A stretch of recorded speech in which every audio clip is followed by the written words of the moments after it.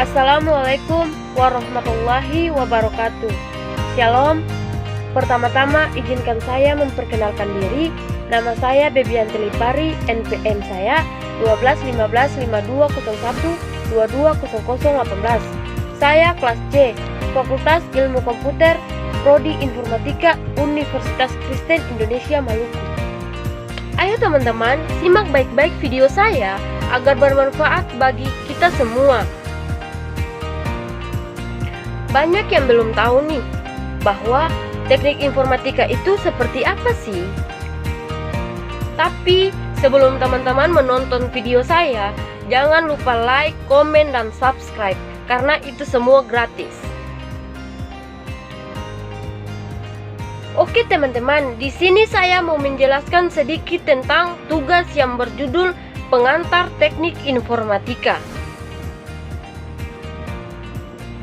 Dan yang perlu saya bahas dalam video ini adalah 1. Pengertian informatika, 2. Manfaat komputer, 3. Komputer dari kalkulasi hingga komunikasi. Kita masuk pada pertanyaan yang pertama, pengertian informatika. Istilah informatika sepadan dengan istilah dalam bahasa Inggris yaitu informatics, computing, atau computer science. Secara umum, informatika adalah ilmu yang mempelajari tentang pengolahan data dan menyelesaikan masalah dengan memanfaatkan teknologi. Dan itu adalah pengertian informatika secara istilah dan secara umum. Nah, sekarang kita lanjut ke pertanyaan yang kedua, yaitu manfaat komputer. Tetapi sebelum masuk dalam manfaat komputer, kita harus terlebih dahulu mengetahui tentang pengertian komputer. Pengertian komputer adalah peralatan elektronik yang menerima masuk data, mengolah data, dan memberikan hasil keluar dalam bentuk informasi, baik itu berupa gambar, teks, suara, ataupun video. Contoh sederhananya begini teman-teman. Teman-teman sedang menonton video saya saat ini. Ini adalah sebuah sarana komunikasi dan informasi yang saya sampaikan kepada teman-teman melalui video. Dan di dalam video ini terdapat suara, gambar, teks. Mungkin seperti itu contoh sederhananya teman-teman. Nah, sekarang kita masuk di pertanyaan yang kedua, yaitu manfaat komputer. Sebelumnya masih banyak lagi manfaat komputer yang bisa teman-teman ketahui, tetapi di sini saya hanya menjelaskan 3 manfaat komputer yang menurut saya sangat penting.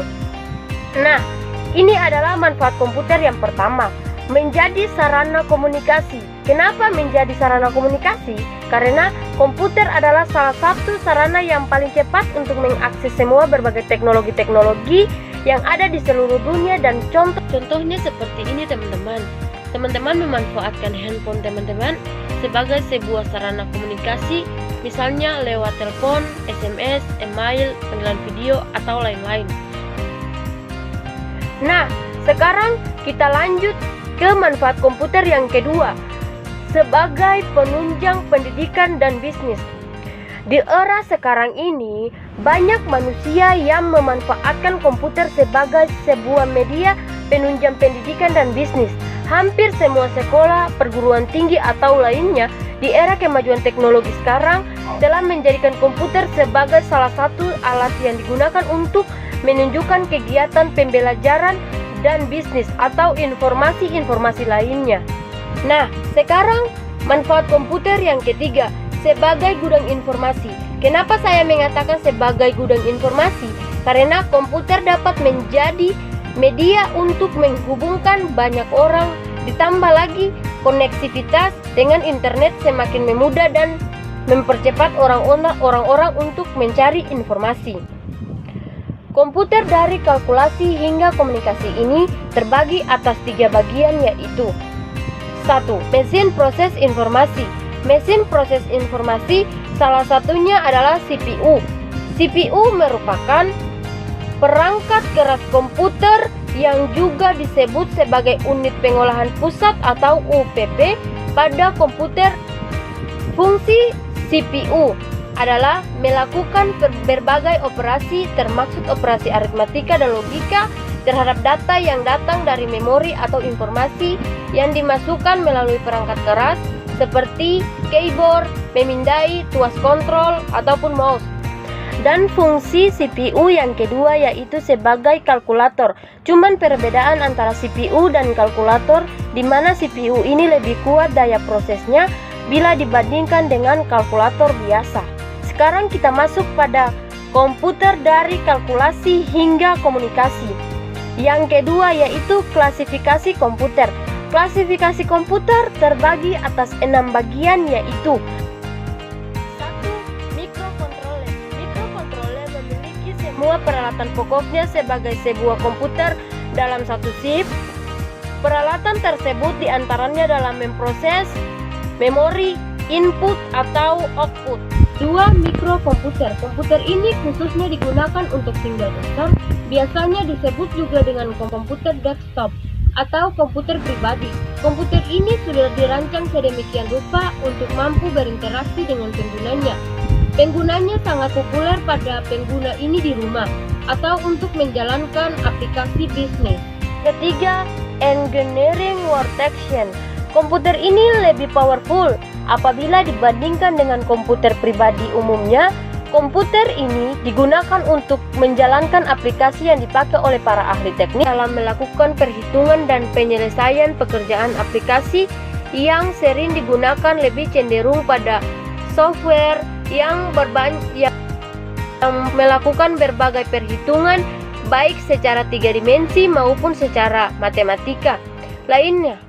Contohnya, aplikasi yang digunakan untuk komputer golongan ini adalah komputer aided design atau yang disingkat dengan CAD yang digunakan untuk melakukan perencanaan gambar atau teknik. Yang keempat, mini komputer. Komputer ini umumnya digunakan untuk banyak pemakaian pada saat yang bersamaan. Dan timeshare ini artinya memungkinkan komputer tersebut untuk digunakan oleh beberapa pemakaian sekaligus secara bersama-sama, dan komputer akan membagi-bagi waktunya berganti untuk masing-masing pemakaian.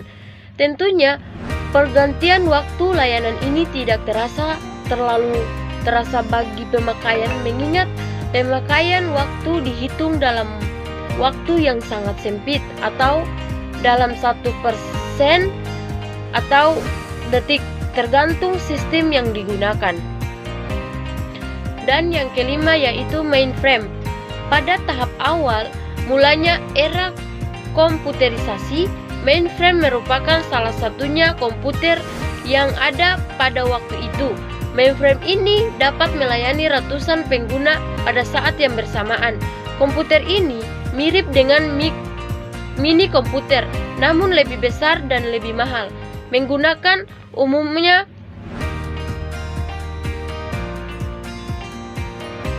Penggunaannya umumnya untuk mengolah data dari suatu divisi dan perusahaan besar yang membutuhkan pengolahan yang cukup besar. Nah, kemudian yang keenam, superkomputer.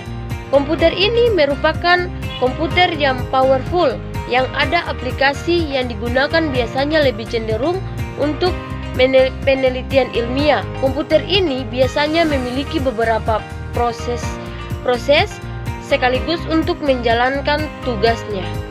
Nah, itu adalah klasifikasi komputer. Sekarang kita lanjut lagi yang ketiga, dari kalkulasi hingga komunikasi. Hidup tanpa komputer. Mungkin sebagian masyarakat dalam era globalisasi mendengar kata hidup tanpa komputer, yang pastinya mereka akan menjawab tidak bisa, karena komputer sangat membantu dalam menyelesaikan tugas-tugas, dan dengan adanya komputer sangat mudah untuk mencari informasi-informasi yang penting hanya dengan duduk diam di dalam rumah. Sejak dari tahun 90-an, komputer sudah menjadi alat pembantu kita untuk kegiatan sehari-hari, Dengan bergabungnya komputer dan internet di masa ini telah menjadi tenaga tinggi untuk perkembangan teknologi di tahun-tahun yang akan datang. Kombinasi dari dua benda ini dapat membuat tugas-tugas kita dengan cepat, efisien, dan efektif, membuat perpindahan informasi dan komunikasi secara cepat.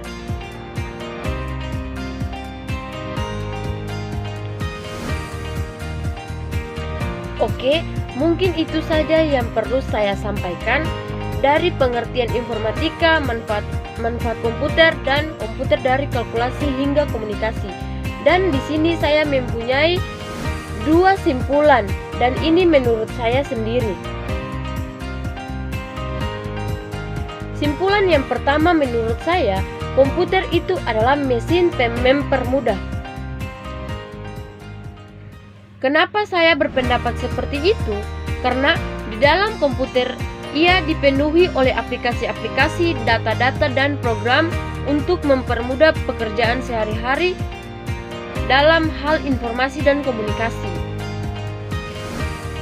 Dan saran yang kedua yaitu dengan ditemukannya berbagai macam teknologi yang mendukung informasi ini menyebabkan perkembangan teknologi informasi yang demikian pesat, di mana setiap informasi yang ada di dunia ini dapat kita dapatkan dengan waktu yang relatif singkat.